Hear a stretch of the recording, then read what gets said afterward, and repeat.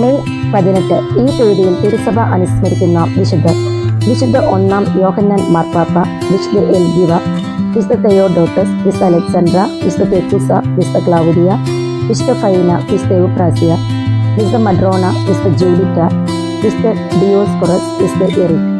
വിശുദ്ധ 1-ാം യോഹന്നാൻ മാർപ്പാപ്പ 523-536 കാലഘട്ടത്തിലാണ് വിശുദ്ധ 1-ാം യോഹന്നാൻ മാർപ്പാപ്പ ജീവിച്ചിരുന്നത്. ഏറെ കഷ്ടത അനുഭവിക്കേണ്ടി വന്ന ഒരു മാർപ്പാപ്പയാണ് ജോൺ 1-ാമൻ.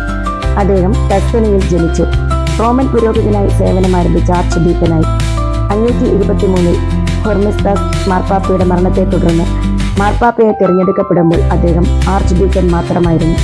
ഇറ്റലിയിൽ ഔസ്ട്രോഗോത്തുകളുടെ രാജാവായ തെയോഡോറിക് ആര്യൻ അനുഭാവിയായിരുന്നു. ഇക്കാലയളവിൽ കോൺസ്റ്റാന്റിനോപ്പിളിലെ കത്തോലിക്കനായ ചക്രവർത്തി ജസ്റ്റിൻ 1-ാമൻ ആര്യൻ അബദ്ധ സിദ്ധാന്തത്തിന്റെ അനുഭാവികൾക്കെതിരെ ശക്തമായൊരു കൽപ്പന പുറപ്പെടുവിച്ചു.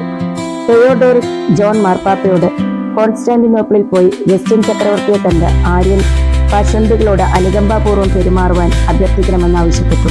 മാർപ്പാപ്പ കോൺസ്റ്റാന്റിനോപ്പിളിൽ പോയി. അവിടെ അദ്ദേഹത്തിന് വമ്പിച്ചൊരു സ്വീകരണം നൽകപ്പെട്ടു. ലത്തീൻ റീത്തിൽ കുർബാന ചൊല്ലാനും അനുമതി നൽകി. ജസ്റ്റിൻ ചക്രവർത്തിയോട് ക്രിസ്ത്യാനികളെ മർദ്ദിക്കരുതെന്ന് മാത്രമേ മാർപ്പാപ്പ അഭ്യർത്ഥിച്ചുള്ളൂ. ജോൺ മാർപ്പാപ്പയുടെ സന്ദർശനം പാശ്ചാത്യ പൗരസ്ത്യ സഭകൾ തമ്മിൽ അനുരഞ്ജനത്തിൻ്റെതായ സാധ്യതകൾ തുറന്നു.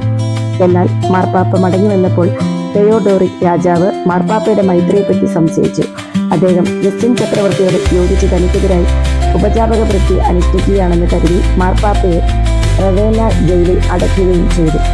ജയിലിലെ ക്രൂരമായ പെരുമാറ്റം കൊണ്ടായിരിക്കാം മാർപ്പാപ്പ ജയിലിൽ വെച്ച് തന്നെ നിര്യാതനായത്. അധികാരഭ്രമിയായ ചക്രവർത്തിയുടെ ക്രൂരതയ്ക്ക് നിഷ്കളങ്കനായ മാർപ്പാപ്പ വിധേയനായി. പരാതികളില്ലാതെ സഹിച്ച അദ്ദേഹം നിഷ്ഠനായി.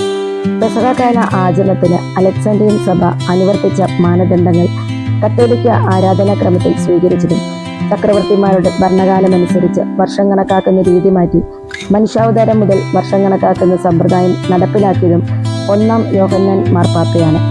ഇന്നേ ദിവസം നമുക്കിങ്ങനെ വിചിന്തനം ചെയ്യാം.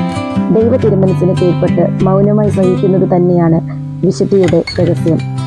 വിശുദ്ധനായ 1-ാം യോഹന്നാൻ മാർപ്പാപ്പയും ലോക സമാധാനത്തിന് വേണ്ടി പിതാവായ ദൈവത്തോട് നിരന്തരം മധ്യസ്ഥം വഹിച്ച് പ്രാർത്ഥിക്കണമേ.